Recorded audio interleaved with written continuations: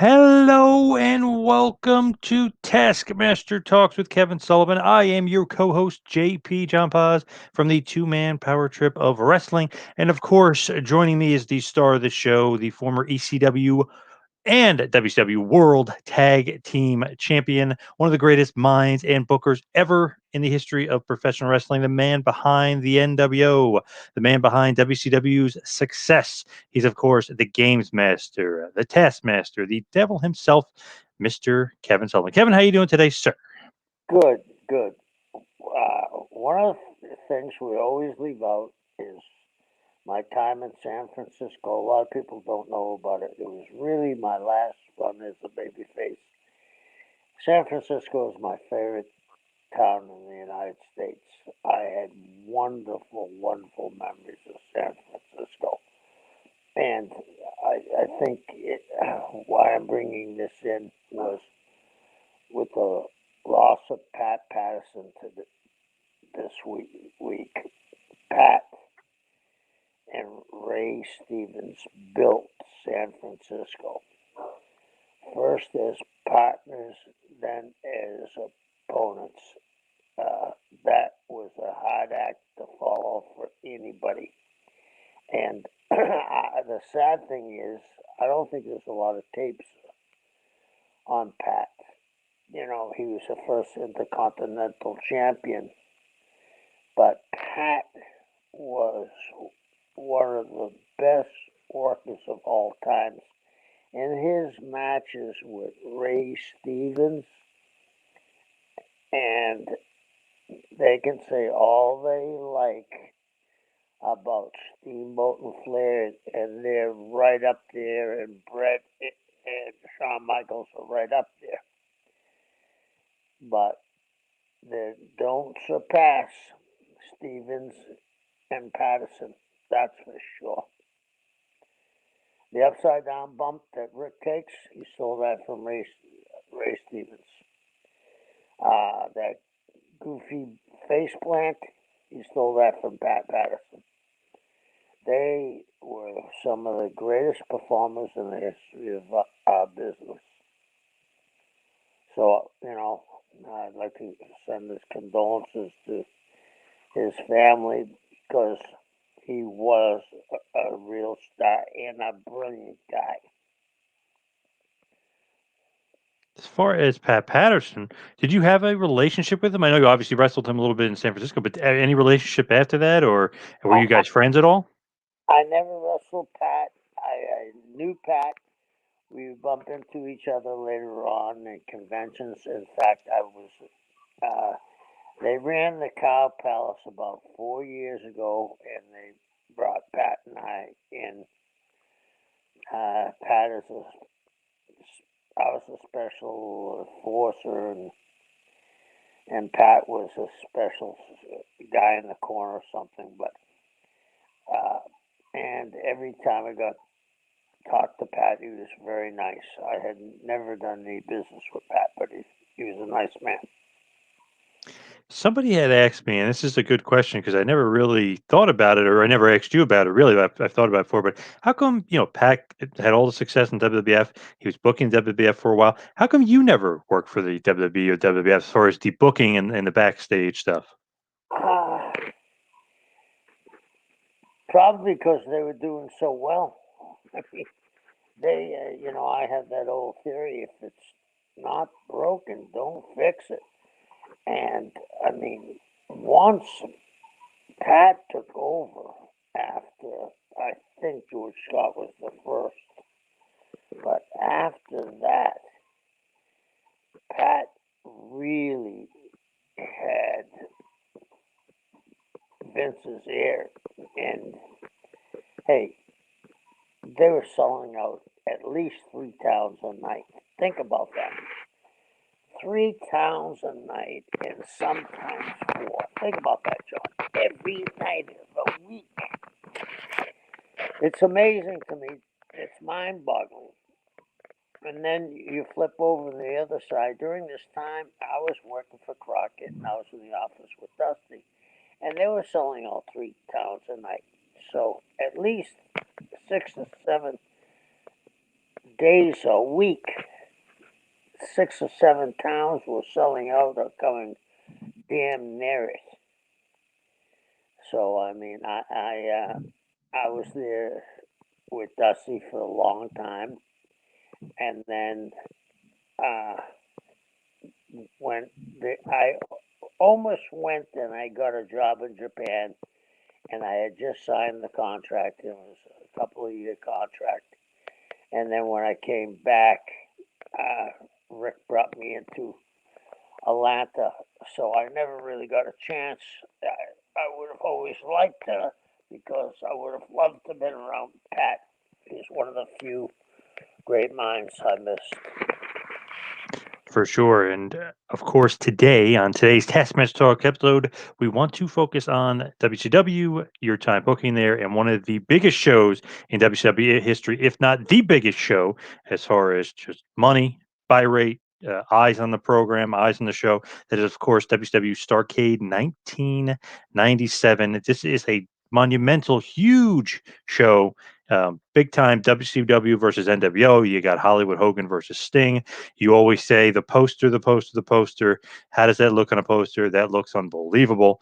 And everyone bought in because this is a huge pay per view for WCW, right? You love that look of that poster. Hogan, Hollywood Hogan, Crow Right, Sting. right, right, and it had led up to it was payback for the baby faces to get over. You're almost sure that at the end of the night, Hogan was going to get counted out 1, 2, 3, and it would have been a huge explosion. So this is going to be a culmination, or you think supposedly is going to be. We'll get into that a little bit later. The culmination of a big time feud, the culmination of Hollywood Hogan and Sting, which is one of the biggest feuds of all time. And at this point, it's the biggest feud ever in wrestling. If you just go by money and ratings and the buy rate of the pay per view and everything else. So let's go back to December 28th, 1997, from Washington D.C., the MCI Center. The attendance was 17,500. The buy rate, like I mentioned, was, I believe, the biggest ever until this point. Different sites have it listed at different places, but if you say it's basically 700,000 buys or more. So we'll just go there because I've seen some sites quoted at 650, but most sites I've seen quoted at 700, 750, or even 800. But let's just say it was about 700,000 buys. I believe WrestleNomics, who I probably trust the most, had it listed at 700,000. So I'll go with that. What do you think about that? Astronomical numbers. Astro, think Crazy. about think about that. How many buys do you think the Roy Jones Tyson fight got? I have no idea, but it was nowhere close to that. I would assume, wouldn't you? No, definitely not. Probably nowhere near that level. I mean, that's just crazy enough. 700,000. If you think about it too, because people were like, "Oh, WCW, who watched WCW?" 700,000 viewers, just a crazy number. And obviously, this is at the point of the 83 weeks where WCW was just killing them each and every week. 2 years of absolute dominance for you guys. So, did you expect a huge buy rate like that? Were you surprised by it? No, I knew they would do a huge buy rate. I mean, we had built the heat up to a boiling point where it's going to explode. And the more I think of it, it could have been, it could have been in today's day and age, if all things were equal, that there was no streaming service and everything else, with a little bit maybe more mainstream publicity. You got to remember, we got hurt a lot because we were in Atlanta from mainstream publicity. When you're in New York, you get mainstream publicity. When you're in Yep. Atlanta, you don't get that mainstream publicity. So they could have reached a million buy rates if we hypothetically had been in New York or LA. It's pretty great. WCW up at that point, it's going to be the highest buy rate for a wrestling pay per view of all time. Only lasting a couple months because WrestleMania 14 is right around the corner in 1998 with the aforementioned Mike Tyson involved. Obviously, Steve Austin versus Shawn Michaels is the main event, but Mike Tyson is the special guest referee, the enforcer. So he obviously helped the buy rate huge, and the build up to that with Tyson and Austin was just unbelievable. Yeah, yeah. So if you think about this, though, DC, Washington DC, not known as a WCW hotbed, but it's been kind of a Starrcade thing. Is that Zane Bresloff or Bischoff? Who's kind of picking the MCI Center in DC? That was Zane. Zane knew the towns to go to, and Zane was a guy that probably didn't get the credit he deserved. Zane knew the towns because he had worked for Vince for so long, and I thought, I mean, that was in. I had thought, originally I thought Baltimore would have been the town. That was a great town for WCW, but he pulled the rabbit out of the hat on this one. Going to Washington, and like you said, it was completely sold out. There wasn't an empty seat in that building. And if you think about the build up to this pay per view, it's going to be Sting as the Crow Sting, who is in silence, hasn't wrestled for a year. He's basically kind of gone into hiding. He didn't know where he was, and he shows up on the rafters. He comes down with the bat, hands that bat out to certain people, turns his back. I mean, there's just whole build up with him and this mysterious thing building up throughout the year. Like, is he a heel? Is he a face? Finally, at Uncensored that year, he comes down from the crowd to one of the biggest pops I've ever heard in my life. And I've been watching wrestling for over 35 years. And if you go back and watch all those tapes, watch that. That pop is just insane when he comes out and he finally attacks the NWO, beats up Hall, Nash, Savage, and then Hogan. Rodman's on the outside looking in horror. So yeah, he finally says he's a baby face. He's with WCW. What did you think about kind of building up Sting as that mysterious figure, and why was he kind of the perfect guy to do it? He was WCW through and through. He had never been to New York like Lex had been. He had started. Most people don't realize it. He started with Watts, and I think he went to Memphis for a while. But basically, his breakout for sure was in Atlanta when he wrestled Rick in the first Clash of Champions for an hour or 45 minutes it was. I mean, Rick made him. And I think that it goes back to this too. Isn't it funny that Sting drew any time you booked Sting against Flair or Sting against Hogan, two of the probably the biggest stars in the history of the wrestling business? They both drew with him because they both knew how to work with him. They just knew how to work with him. Unbeknownst to a lot of guys, there are some baby faces you have to make them look like Superman from the get-go and then stop them, but really not stop them until it's time almost to go home. And both of them had.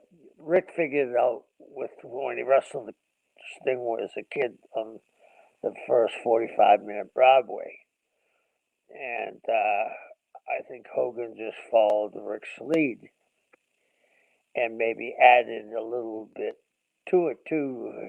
The dimensions, meaning the size of Hulk Hogan, and both of them made it work really well. It didn't look like it was choreographed. It looked very close as you could to a real fight. and they did a magnificent job of it. So when you think about just like Sting, like he's not talking for a year. So he's so charismatic and he's always been one of the most charismatic wrestlers of all time. But this is an interesting thing though. He's so charismatic, people are so attached to him and his character. He's almost like Batman standing up on top of the buildings and looking down and surveying, seeing what's going on, then it strikes and attacks when he needs to. Obviously from the rafters with him and with that baseball bat, but he's not speaking, he's not talking. But somehow is getting more popular by not speaking and not talking. Is that something that's just foreign and never been done in wrestling before? Because I can't think of a guy where it's just like the less he says and kind of the less he does, the crowd is just loving him and clamoring for him that much more. The only one that could compare him to was when Goldberg first started. He never talked. Yeah. And it's funny because you'd think like they're going to be cutting promos back and forth. No, Sting doesn't say anything. You almost don't even know what he wants. JJ Dillon, I know it kind of became somewhat of a little bit of a running joke. It's like, who do you want? And he's like, I'll give you 6. And like JJ, come on, JJ, he wants Hogan. He goes, I'll give you Kurt Hennig. Like he keeps telling him kind of the wrong guy, and Sting is not interested, not interested. Basically, as you're leading up and doing these Monday Nitros, JJ Dillon's almost quote unquote getting it wrong with who Sting wants to fight. But I guess that's just drawing it out, right? You're just drawing it out more. Right, right, right. And no one does it better than JJ. JJ is a master psychologist. Master psychologist. He just knows in his facial expressions. He get his hands up by his face and his body language be twisted. Now tell me who you want. What if I give you this? I mean, I look back at it and say, all the parts were there. It was cast like, the movie The Irishman. I mean, they had the best actors in the world playing in The Irishman, the same thing. And at this time for WCW, the greatest actors in the world, and a lot of smart guys. The Crow came from not Kevin, Scott Hall. Yeah, it was his brainchild, right? Yeah, yeah,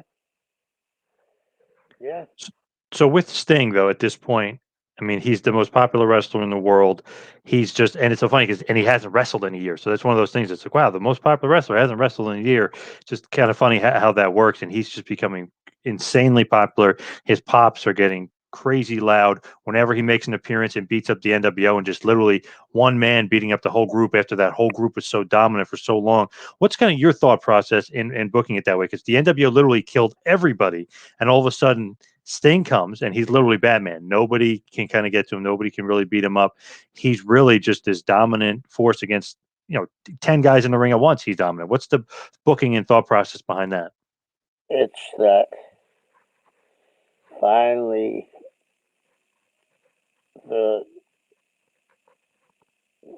the chosen one has arrived, and he's going to bring us to victory. He was as dark as they were. If you go back, sometimes you make mistakes that are right or do things you don't even recall. But the thing that got the NWO over, if you go back, all the way back to the attack at Orlando, what did the NWO have? The odds, the numbers. The bats. And oh, yes. Yep. We didn't have guys that were doing, we had guys trying to do the right thing and play by the rules. We have now had a guy that had bleached blonde hair and a crew cut with a Michael Jackson blue jacket on with pellets with the gold hanging down. and a smile on his face, doing the woo, when you put and then do the Stinger splash. And now we have no longer do we have Dr. Jekyll, we have Mr. Hyde, and he has the bat, and he doesn't mind using it. So we now have a guy that we got a chance to to give these guys their comeuppance. And I mean, they all played it so well, and they all were so willing to do the right thing. There was never a question, why am I going to do this? They all were doing it for the betterment of the company. With Sting today and over the last couple days, obviously Sting has resurfaced and he is now in AEW and is really the talk of the wrestling world. Very, I think very shocking. Some people were saying they were kind of foreshadowing it or leading up to it, or he was gone from WWE. WWE didn't resign him, so of course AEW is going to sign him. But I think great surprise. You don't really see that too much in wrestling anymore with great surprises. WWE was the master of the great surprise. What did you think about Sting? I mean, obviously he's 61 years old now, but he looks in great shape. I don't know how much he'll be wrestling, but he signed a full-time, multi-year deal with AEW. Uh, Good for him. I think it'll help them immensely. They got one of the biggest recognized names in the wrestling business, and I'm sure he's going to help them tremendously. Why do you think that he was a free agent? Because WWE, maybe had the chance, or I don't know. I mean, it could be a money issue, but why do you think that they would kind of let him go? Did they not think that he would go to AEW? Did they not think that he could draw anymore? Did they not think he could wrestle anymore? What's your kind of thought process on that? My thought process on it is they didn't treat him the way Sting should have been treated when he came in. Didn't he lose every match he was ever involved in there? The two big ones, yeah, lost to Triple H at WrestleMania, and then at a Clash of Champions. I think it might have been Night of the Champions at that point, but lost to Seth Rollins for the title. He won like two meaningless kind of other matches that kind of happened on Raw, and they were like kind of pointless. But yeah, the two big matches that he was involved in, he lost.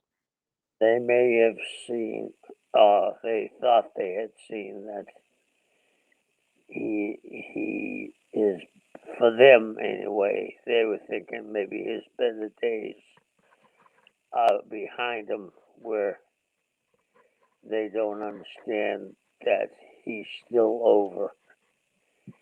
And I'm not making judgments on anybody, but I'm saying if this was a reason to let him go, I think that would be the reason they got the most out of him they thought they were going to get.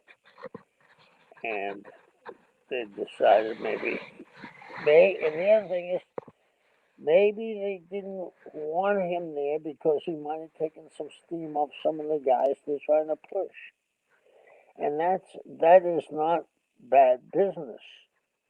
Meaning, okay, I got a kid 31 and I got a guy 61. Well, I can have the kid wrestling another 10 years. How many more years can I have Sting really wrestling? And the thing is with Sting too, it's he loses to Triple H at WrestleMania. It's definitely to basically say that WWF beat WCW in the war, and that's the way it's going down. Because Hogan was saying like, "Whoa, I can't believe Sting didn't win." Hall and Nash, who are buddies with Triple H, were saying, "I can't believe Sting didn't win." Sean Waldman said he couldn't believe Sting didn't win that match. All was set up for Sting to win and go over WrestleMania in this big moment, but Triple H wins. So it's like, wow, they really like are like obsessed with the fact that okay, WWF won the war of WCW. We can't let our Triple H, our Attitude Era guy, lose to Sting, right? I mean, that's kind of the crux of it.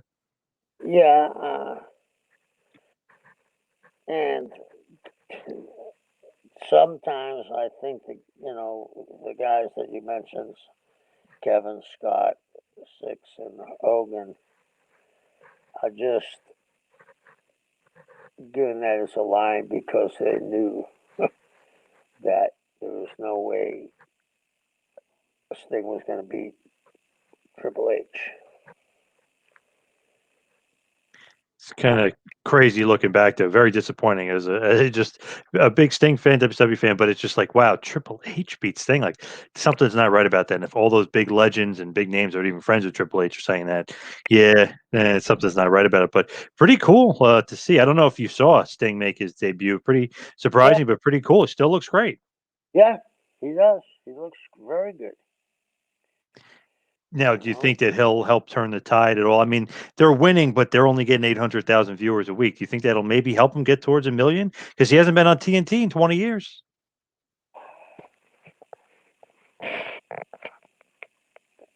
yeah, I know it's a different time. I know streaming is huge, but we're locked in basically, right? I mean, we just went back to phase 1 where you can't go to bars, you can't go to eat in the diners, restaurants at all. You can only get food to go. Uh, the only gym on my end of the island's closed. They don't have the hairdressers and barbershops closed. Uh, they're doing very well, and seems to me they're kicking NXT's ass pretty good, but I would assume that Sting will bring them to the million mark because I think that this was a good bonus. But I think you and I have talked about this off camera. Do you think we've lost not just wrestling but sports in general have kind of fallen by the wayside because there's nobody in the stands? There's not that excitement. I mean, I'm a huge baseball fan, John. The only thing I watched was the last game of the World Series. I mean, because there was no interest there. It's like going to batting practice, and if you watch a football game and it's close and you're in like Green Bay's playing the Bears in Green Bay, the intensity from the people are coming across. Like here in Seattle, they got a thing called a 12 man. Are you aware of this? Oh, yeah. Where they raise a flag and it's a Yep. big deal. Everybody has the 12 man flags up and down the street I live on, but it doesn't seem, I don't hear it. There used to be, oh, Russell Wilson did wonderful last week. Oh, they're going to win the Super Bowl, blah, blah, blah, every time I went to the store. I don't hear it like I used to. I think we're in a very strange time with this pandemic. And the longer it goes, it's going to, in my estimation, it's going to be a lot harder to get people back. Absolutely. I agree. Now, going back to Starcade 97, Can I we just talked add about the. one more thing, John? Can I say Oh, yeah, one yeah, more? of course, of course. Okay. Have you, I think all of us, not all of us, but most of us have a little bit of OCD. Okay. Have you ever been into like a series, we'll say The Office? I thought that was the funniest television program I've ever seen. Then all of a sudden, you stop watching it for a couple of weeks, And the next thing you know, you haven't watched it in 6 months. You just dropped it. I think that's what's happening to sports in general. I mean, Yep. what weren't the NBA ratings down the worst they've ever been? Yes. Oh my God. Yeah. The rating drop was I forget the number, but it was like astronomical. It was like 70% drop or something. It was huge. And isn't it also uh, baseball was Down big. Yep. bad, and football right now is down huge across the board, huge. So I mean, I think we're heading into a new world, and the longer this continues, the more fans we're going to lose. And I think the people that run the companies who are very smart people, should get together with a plan to get the people back interested in the product. And if you know business, John, if your product isn't growing, there's no such thing as a product staying the same. It has to grow. It can't stay stagnant because it's much harder when it's a stagnant to bring it back up. And once it's stagnant, it will slide on you a lot quicker. So I think they need to go to what can we try, and maybe not shove it down their throats right at first, but let's come up with something out of the box and uh, and do it and give it a shot. Yeah. Definitely. Hopefully Sting does that for AEW and helps them because he sure as hell was helping WCW as you kind of go through 1997. Now, building up, like we said, it's going to be a year build between Sting and Hogan. Probably the greatest build to me of all time, or one of the greatest builds of all time. I mean, this was just something the fans were dying for, clamoring for. Hogan is the biggest heel in wrestling. He's doing such a good job as Hollywood Hogan, the leader of the NWO. Sting is coming in through the rafters. Fans are popping huge for him. They want to see him. They love the Stinger. But also, you got Zabisco and Bischoff having their feud over WCW Monday Nitro. WCW NWO is on full blast. I mean, everything. You got DDP versus Kurt Hennig, Eddie Guerrero versus Dean Malenko. So on paper, this card it looks like it's going to be good. Obviously, it's going to be a big disappointment, really, because this is going to be the highest grossing pay-per-view in WCW history. Very, very successful, but it came off as partially a downfall, like a lot of people say of WCW, of what happens in the main event and how the rest of the card didn't really kind of live up to the hype. We'll get into that. First things first, Bret Hart, he falls in your lap. The Montreal screw job happens. What did you think about Bret and kind of last minute squeezing him in WCW when you had everything booked out? Like you said, you book it way ahead of time. So when you get Bret basically given to you weeks before this gigantic pay per view that was probably planned out well in advance, does that throw a monkey wrench into your plans? Uh, no, with this one, with talent like Brett, what I saw, because I felt something. Okay, you can feel things in the air sometimes, and I felt, what if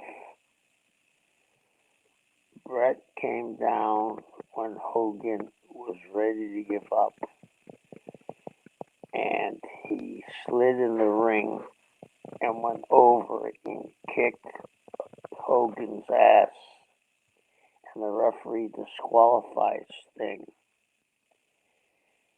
And his interview was, "You weren't going to beat Hogan before I ever beat him, because I never got a chance to beat him." You know the whole backstory of that, right? Mm-hmm. That that Brett, maybe that's what you thought you heard. You know what story I'm talking Which one? about Vince McMahon with Hogan's Brett approaching Hogan saying, "You're supposed to do a job for me," And he said, I'm not doing a job for you. Vince told me you agreed to it. And he said, well, let's go ask Vince. And when they walked in, he said, Vince, didn't you tell me that Hogan's going to do a job for me? And he said, Brett, that's what you thought you heard.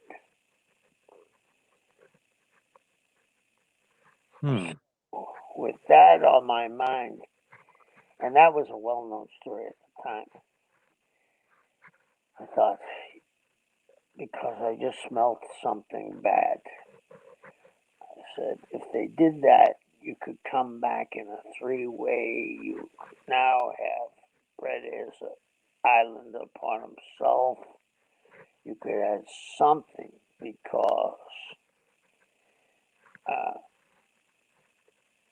it was just one of those things that there was something in the air that wasn't right. And I was looking for a way out. It's not the best, but it was better than what happened. Yep.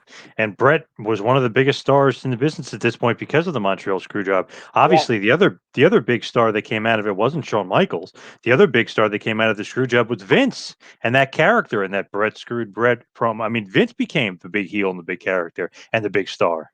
yeah, and he became the biggest heel in the business by far. I don't think that the Attitude Era could have started without Austin having Vince as the foil. Yep, I agree. And it's funny because Brett is so hot at that point, but it's almost like, man, you have so many great stars in WCW and you had so much going on. It's almost like you putting the, what is it, the round peg in the square hole or however that's worded. It just was like he wasn't kind of fitting in because WCW and NWO, it was just going so well. You would think, oh, you throw another A plus play or another home run in there, it would help, but it almost hurts. It's like it's almost too much, right? Can you have too much star power? Uh, in some respects you can, especially if they don't fit in. And that was like there was a thing I felt too that the people were saying, "Oh, he really got screwed." You know what I mean? And it was like almost a pity party from Hmm. the fans for him. Do you know what I'm saying? Yep. It wasn't like, oh, Brett uh, went out like $1 million when uh, in the at the screw job. It was like, oh, it was such a downer for him. Hmm. He didn't come in on a really high note. May have hurt his stock. Right. Good idea. So Hogan Sting obviously is the big match. I mean, that's the build. I mean, we're really kind of pumping this up for one of the first times ever in one of the nitros leading up to the event. Sting and the NW Sting actually gets beat up by the NWO. You know, the normal beatdown. Sting comes in, usually dominates and ways laced. He actually threw a little curveball in there, and Hogan got the one upper on Sting, and he actually beat up Sting for like the first time kind of ever. You really saw Sting get beat. Was that just to put a thought in people's heads that hey, yeah, maybe he doesn't have as good of a chance as we think. No, it was to give more heat. I mean, uh, if we went the other way and Sting made the comeback, well, you've given the people what they want to see on the pay per view. You gotta keep the heat as far as you can on these guys before something at this magnitude happens. So really, the match between Hogan and Sting was made official with a pre-taped live press conference at the MGM Grand in Las Vegas. This aired on October 28th, 1997 on TNT programming during a commercial break for Hogan's new cable movie, Assault on Devil's Island. The promotion was a success. It drew a 4.2 cable rating, and it was just great. It was just co-promotion. They wanted to do some co-promotion, obviously, and promote whatever Hogan's got going on. At this point, Assault on Devil's Island. That was in his contract. Is that something that's to you a plus or maybe a minus a little bit that not the promotion. I mean, that's great and stuff, but like having to deal with maybe something that it's in Hogan's contract. You have to do something that Hogan wants. That be a problem for you a lot?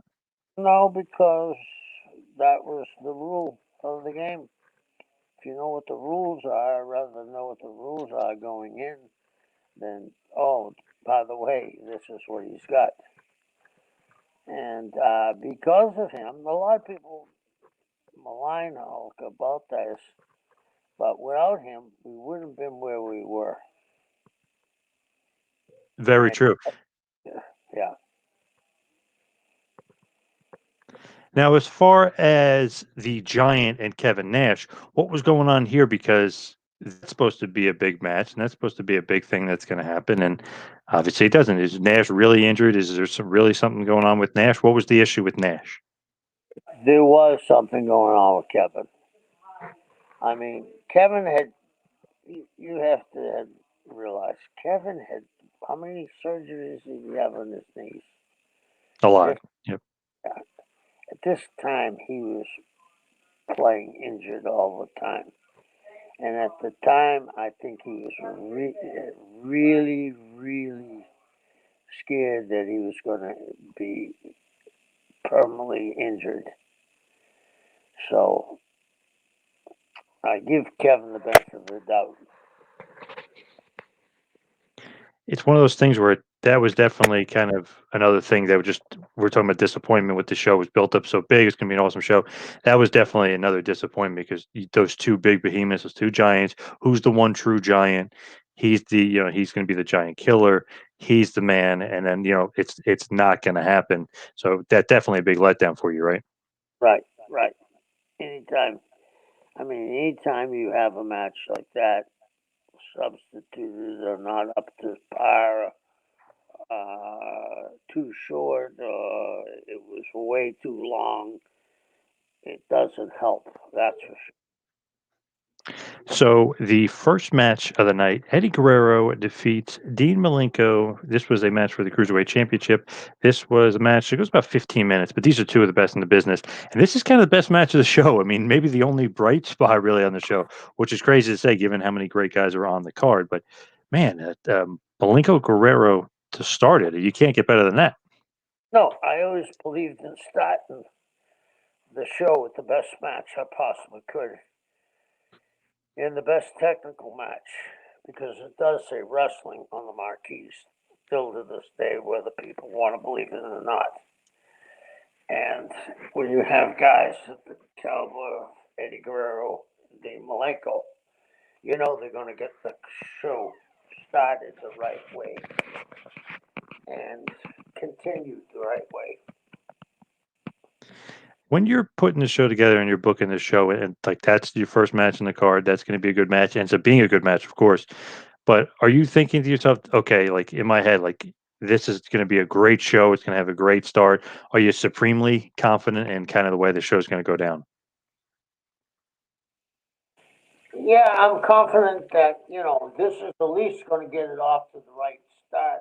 And what I've often noticed is when a show starts off tremendous, it usually the guys don't want to go out and lollygag. Not that they do, but they want to perform to the level of the match prior to them. So the second match of the evening is Scott Norton, Vincent, and the Macho Man Randy Savage replacing Conan, and they are going to defeat the Steiner brothers, Rick and Scott, and of course Ray Trailer, aka the Big Boss Man. Kind of crazy that almost Savage wasn't on one of the biggest shows of the year, and he's replacing Conan. But what was the thought process here, putting Macho in this random six man? We needed star power, and Randy wasn't on it originally. So what we needed was somebody to fill in and put Randy on there. People felt they got something extra, that's for sure. Third And match, Randy was Bill. great. Oh, I'm sorry, I didn't mean to cut you off there. No, no, and Randy was a great performer. So the third match, Bill Goldberg defeats Steve Mongo McMichael. Just to kind of, it's only about 6 minute match, kind of a little bit throwaway. This is real building up Goldberg, but still you're building him up here, and he beats Mongo. What do you think about putting these two together? Because both are going to be very green and very inexperienced. Well, there was a history about the football, Yep. so I played off of that as well as I could. They had gone down to the school and practice. Uh, Again, these guys are getting paid money, and if you're leaving them off pay-per-views and they're getting a lot of money, people are going to call you in and ask you, why aren't they on these cards if we're paying them this much money and they're worth what you tell us they're worth? Did you kind of think, though, as far as them both being green, did you kind of think going in like, okay, this is going to be a train wreck, or this is not going to be that great, or you think, okay, maybe these two behemoths are just going to, it's going to be just stiff as hell, and it's okay, they're green, but the crowd will be into it. Yeah, I thought because it's stiff as hell that people get into it, and I think they did to a certain degree. And I think Bill started to get over to that degree where they're starting to get behind him. And a lot of it, wrestling is camouflage and good lighting, and we try to do our best on this. The next match is Perry Saturn with Raven. It defeats Chris Benoit in a Ravens rules match. The thing here is, it's supposed to be Raven versus Benoit. Raven, when the storyline was basically saying, I don't want to compete, I don't want to do it, Saturn takes his place, and he ends up beating Benoit, who just ended a tremendous feud with you over the summer. We talked about that last week, and in one of the great feuds of all time, where you beat the living hell out of each other. But then he moves on to the Flock. He's feuding with the Flock. What was kind of thought process here? Was Raven really hurt, or was this just something to further the angle and keep it going? I kind of gave Raven carte blanche to come up with what he wanted to do, and he usually came up with something very, very well. Uh, Very, very good, rather. He was Raven is a very smart guy, and he would be able to make a lot of great moves to keep an angle going. So I trusted him unqualified. I let him do what he would like to do. And you think about the finish of this match. So Ravens rules. Raven DDTs Benoit. Benoit gets knocked out, put in the ring of Saturn, doesn't tap out. He just passes out. So it's really keeping him strong despite the loss. So, I mean, he does look good in a loss. Was that strong, purposeful of you to keep him strong in a loss? Can't do any keep a guy any stronger that he doesn't tap out. He has the pain level not to tap out and pass out. The next match, Buff Bagwell of the NWO defeats the Total Package Lex Luger. Obviously, Buff will cheat a bit. But what do you think about these two, Buff and Luger, who kind of always feuded and teamed, and they kind of had some pretty good chemistry? This is not a great match, but Buff gets the win. More of a storyline match, right? More of a storyline match. And the other thing is, uh, they look so good. You know what I mean? We take into consideration that, oh, their work rate, oh, they don't know how to sell right. This is 1997. Most people don't even understand those terms. They know bad and they know good, but they don't understand. They rather see two guys that look like two athletes than two stickmen bouncing off the ropes. And Bagwell and Lex could give you more than a decent match. And they liked each other and they worked well with each other, which was a positive. So then the next match up is Kurt Hennig of the NWO, who recently turned. and Diamond Dallas Page for the U.S. title. Diamond Dallas Page wins. He wins the U.S. Championship, but it was originally supposed to be Flair and Hennig. It was going to be a cage match culmination. Was Flair legit hurt at this point? I'm trying to remember. Yeah, remember? I think it wasn't his shoulder? I think it was his shoulder. Oh, this might have been when he had shoulder surgery because Yeah, yeah, it was supposed to be the big culmination of the big cage match after what happened in Fall Brawl when Hennig put his head in the cage and just kicked his ass, and the NWO kind of did a great job defeating the Horseman that night in a controversial fashion. But DDP steps in, Diamond Cutter, he wins the match. But what did you think about kind of Flair being out and replacing him with DDP? well, I think Dallas did a great job, and because he's a replacement, you can't. I don't think you should be the replacement if the people feel they're getting cheated. And I think Dallas just got Dallas off and running, working with Kurt Hennig, that's for sure, and beating Kurt. Yes, no doubt about that. And as far as that match, I feel like it's funny because there was so much star power on Starrcade. Savage almost didn't make it to the show. DDP almost didn't make it to the show. Maybe if Conan and Flair were around, maybe those two don't make it. I mean, that's crazy. That shows you how much star power was in WCW at that point. Right, right, right. The seventh match of the evening, Eric Bischoff, accompanied by Scott Hall, and of course wrestles Larry Zbyszko with Bret Hart as the referee. Larry Zbyszko defeats Bischoff and really, really saves WCW Monday Nitro, really saves quote unquote WCW at this point. What did you think about putting Bret in that situation and putting Bret as a referee for that match? Did you think that was not lame at all, but you think that comes up a little short as far as using Brett's star power, maybe not in a Bischoff versus a Bisco match? I know there was high stakes and it was an important match, but is that really necessary to put Brett in that match? You have only so many pay-per-views you can use Brad on. He's on limited dates. I'd rather have done what I said earlier, but I wasn't going to get that done. I better use the guy, or they're going to say, you just paid this guy the most money anybody's ever gotten paid. You didn't have him on this uh, pay per view. Explain yourself.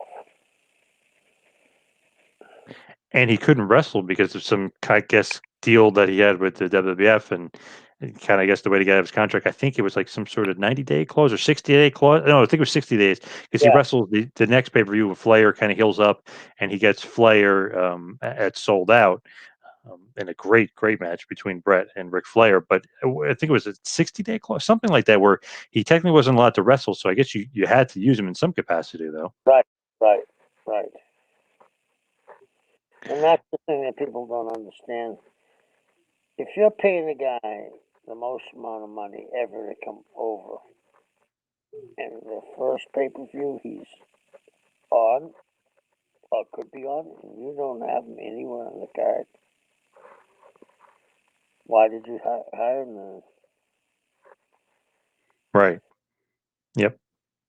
And as far as kind of Brad, do you think that was beneath him at all, though, to be, a Yeah, referee? Or yes, absolutely. Absolutely. But at the time, it wasn't as bad as it sounds because it was to save the company. right, high stakes for sure. Yeah. Now, the main event of the evening, of course, we've talked about it. It is Hulk Hogan, Hollywood Hogan, defending the title, the WCW, aka NWO, that it was spray painted, world title against Sting, aka the Stinger. And this is kind of where the controversy comes. So, Sting's out for a while, hasn't wrestled for a year. What did you think about how he came back? Because Shivani says in his famous line, "Look at the arms, there, Sting, looking great, there, Sting." Bischoff has said he was too pale. He looked something was off. His attitude, all these other kind of excuses and different things are popping up. What did you think about Sting and when he showed up to the pay per view that night?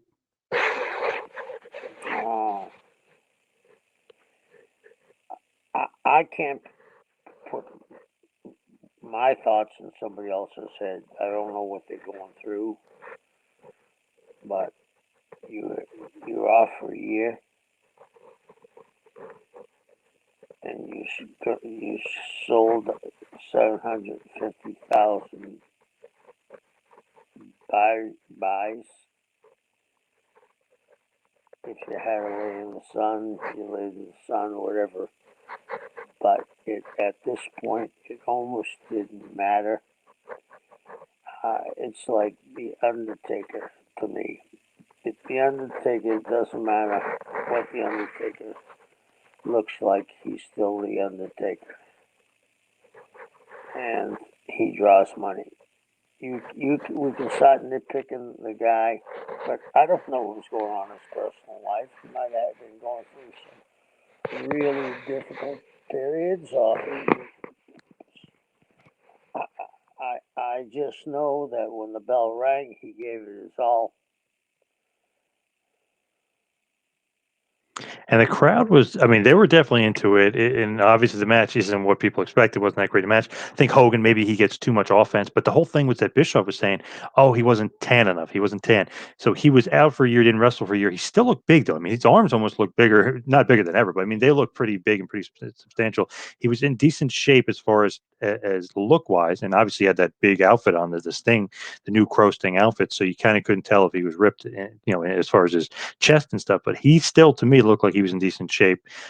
He was maybe a little out of it because he had some, at the time, and he admitted since a lot of drugs and alcohol problems. He just came back from elbow surgery, so he was coming back from an injury. So there was a lot of things going on. I think that people maybe didn't realize with the Stinger at that point. Did you think he was in good enough shape, though, as far as being the main event of the pay per view? I know you said it kind of doesn't matter. He's staying. He's going to draw. But what did you think about how he looked? His shape, was he in good enough shape and tan enough for your liking? $750,000 buys. 750,000 buys.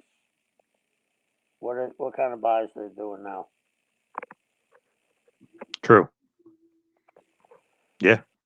Yeah, I mean that's something you can always kind of hold, put his hat on, hold on to that huge draw. Now, as far as kind of what goes on in the match, so it's not a great match. I mean, Hogan at this era, sometimes, I mean, he was hit or miss. Sometimes he'll have a great match, and sometimes he won't.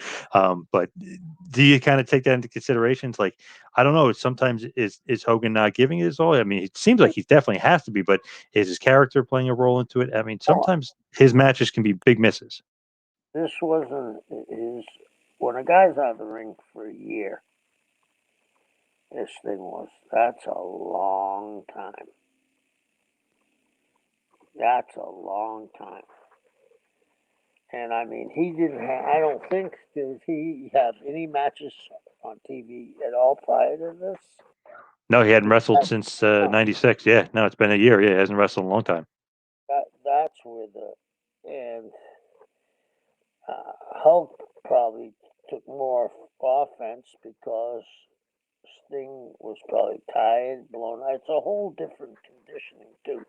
You can run 10 miles and not blow up. You get in the ring if you haven't been in a year. 2 minutes, your tongue's hanging out. So I think Hogan, if it was took the offense, he needed this thing to be able to breathe to make the comeback at the end.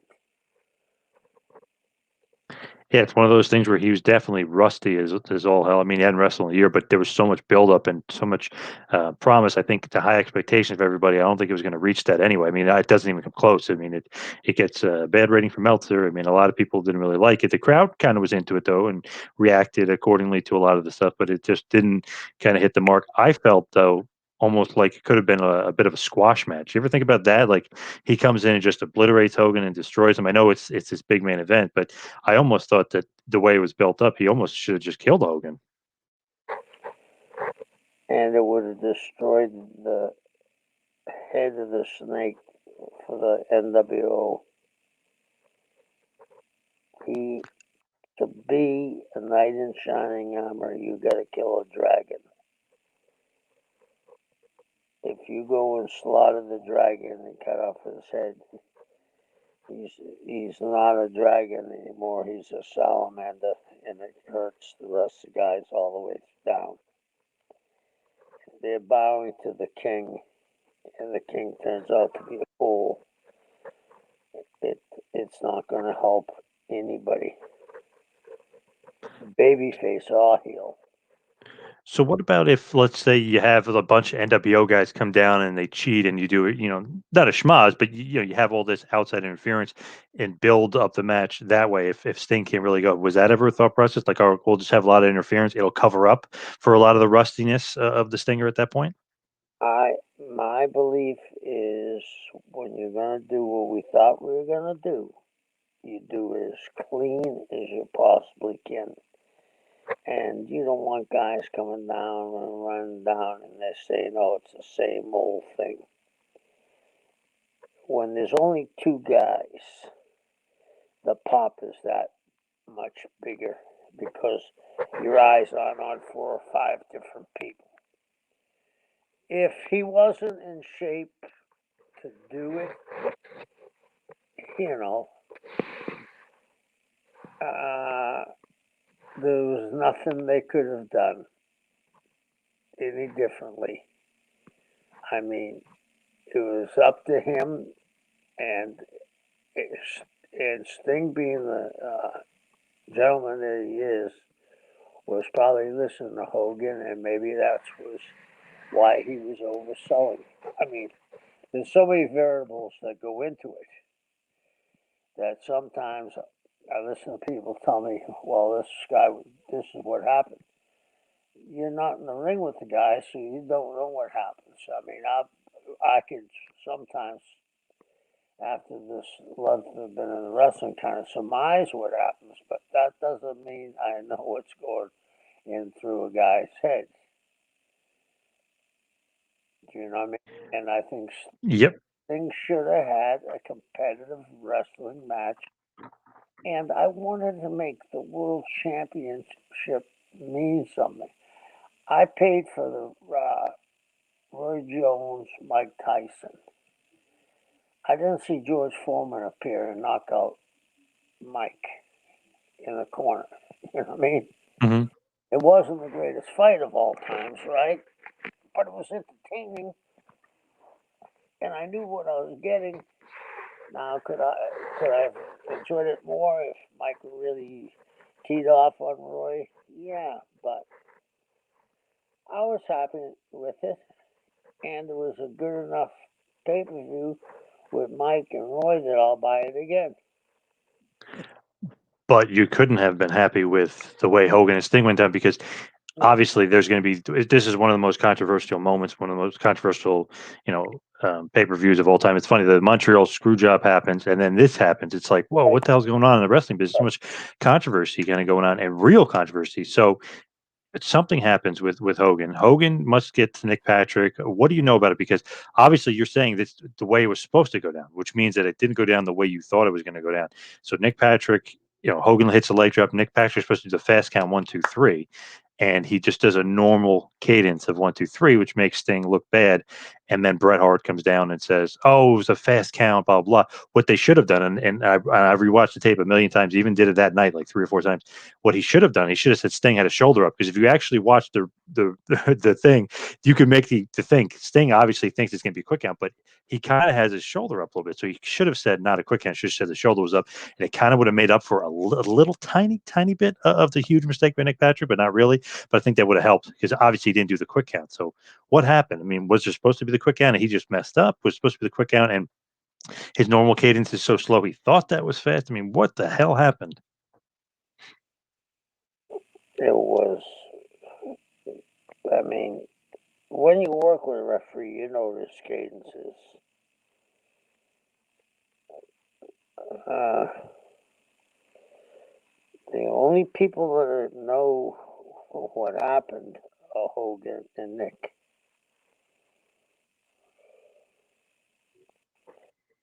So You what was supposed to happen? know, exactly what you said. It was a quick count. They were supposed to get into a big deal with the three of them into a fight. Things spilling it into the floor. The NWO comes down. WCW we go off the air in a big crazy thing. Now, So obviously was Bret Hart always? I mean, Bret comes down and Bret says, no. He doesn't let them ring the bell. He's technically an official from the last match because of the Zbyszko Bischoff match. He's technically still a ref, so he was always supposed to come down there, do that. Sting puts him in the Scorpion Deathlock, and then Bret says, Hogan tapped out. That was always going to be the game plan as long as Nick Patrick did what he was supposed to do. right. Right. Did you ever ask Nick Patrick, like, what the hell happened out there? Of course, I asked him, but I knew, he said he didn't kick out. But how come he didn't do the fast count, or he thought that was a fast count? I could explain it that 12 different ways. On his version, he counted fast. We've been talking about this since '97. You and I don't think he counted fast. So I have to think Nick must have had a good year at the end of the year. Something definitely went haywire. Now I think in an interview, I don't remember where I saw it or read it, but he was saying that, I guess, miscommunication as well. How could it be miscommunication though? You're the booker. You're kind of, you're laying it out. You know what it is, unless he's talking about Hogan told them something different than you told them. Right? Could be. What do you think? Well, I mean, he knew what the finish was,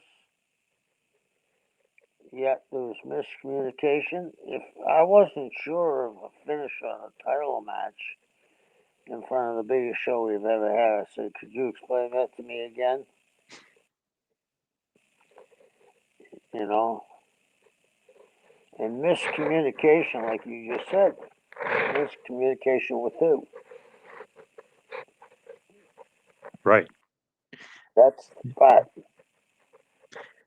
One of those things is always kind of, and a lot of people say kind of that was the start of the leading of the downfall of WCW. Obviously, they still have a red hot year. They're still kicking ass for a few months in '98 until Tyson and Austin have their confrontation, and then McMahon on I think it's April 13th, episode 1998 of Raw, he wrestles Austin, or you think he's going to wrestle Austin in Philadelphia. That pops this huge ratings the first time in basically 83 weeks. This would be the 84th that they actually won the night that Raw would win. So it was still hot for a few months, and obviously going into the summer, WWE would still win. They would kind of trade a lot of victories off, and Goldberg was hot as hell, and Warrior came in and popped the rating for a few weeks. I mean, so they were still good, but a lot of people say that this kind of led to the demise and downfall of WCW because of this horrible finish.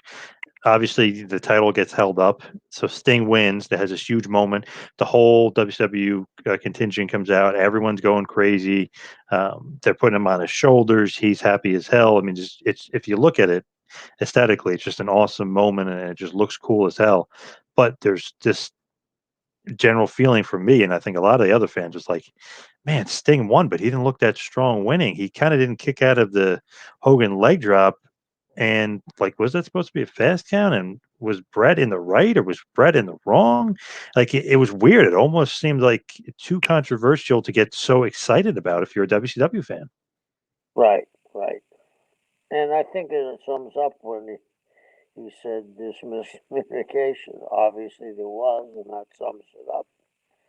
There was miscommunication somewhere.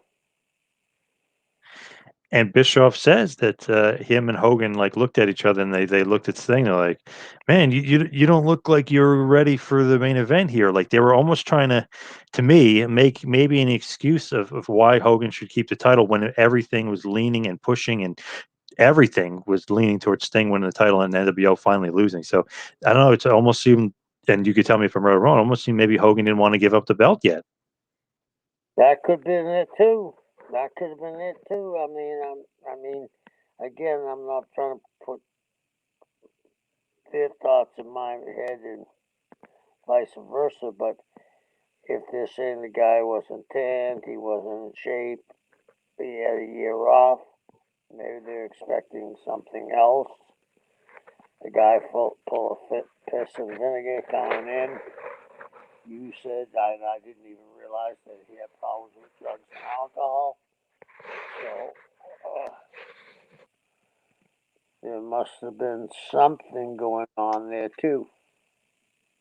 And with Thunder coming, so they have the big thing on Thunder with JJ Dillon saying, you're not the champion anymore. The belt is held up, and now basically kind of waste a month, not waste, but you're building up for a month, and then February is going to be Super Brawl, which is going to be Sting and Hogan again, and Sting is going to win the title. Another kind of little bit of a schmoz finish there with the Savage getting involved, but Sting wins finally and gets the title back, and he really doesn't have that long of a reign with it, but you get into that another time. It's just really focused on Starrcade here. I just want to kind of put a period at the end of that sentence. Sting does eventually beat Hogan for the title, but it takes a few months, and you're kind of dragging it out a bit. But that night, how like pissed are you, or are you just like saying, man, like that didn't go down the way I wanted to go down? This, how are we going to make up for this? Like, what's your thought after that goes down? Of course you're pissed, but the sun's going to rise tomorrow morning and you got to get back to work. So you better start trying to figure out how to fill in that hole and buff it and make it as good as you can because, it's not make itself better. Overall, Starrcade 97, especially going into it, such high expectations, high hopes. It was one of the best built pay-per-views of all time. It was just one of those things where like, wow, this is going to be awesome. And then very disappointing. I mean, it was one of those shows that wasn't as good as you thought it would be on paper. It looks like it's going to be great. You kind of have the same feeling, bit of a disappointment overall in that show. Yes, yes. I was very disappointed in the outcome. The by far the best match on the show was still pre-match. If the last match didn't any near like the first match, we would have had a tremendous show, but it wasn't. And I think that is a great stopping point here. And I just want to mention the plugs real quick. You could follow me on Instagram and Twitter at Two Man Power Trip. The website is tmptempire.com. You could follow Kevin on Instagram at Taskmaster Talks. You go to prowrestlingtees.com and type in Kevin Sullivan and check out Kevin Sullivan's Pro Wrestling Tees store. That is prowrestlingtees.com. Also, go to Double Hell Wrestling, Double Hell T-shirt store. It's just unbelievable array of shirts for Kevin Sullivan there. Check out some Devil shirts, some Taskmaster shirts, really cool stuff, and that is Double Hell T-shirts. Kevin, what else you got going on? I'll be in Dallas next Saturday for SW Fury. Mark Henry's there, Teddy Long's there, I'm there, Andrew Anderson's there, Tim Storm, a host of others. So come around and see me. And don't forget about the NAWA December 19th down in Daytona Beach, Florida. You can go to the Ocean Center box office for tickets, or just go to Ticketmaster and type in the Ocean Center in Daytona Beach, Florida for more information. The Blood Hunter will be there with Kevin Sullivan as well, along with Davey Boy Smith, Alpha Jr., and a whole host of others. Chase Stevens as well. So you got a lot of great guys on that card. That is NAWA. Check out Ticketmaster for more. And that is obviously one of Kevin's favorite venues down in Daytona Beach. You and the Blood Hunter going to be dominating. Thank you, John.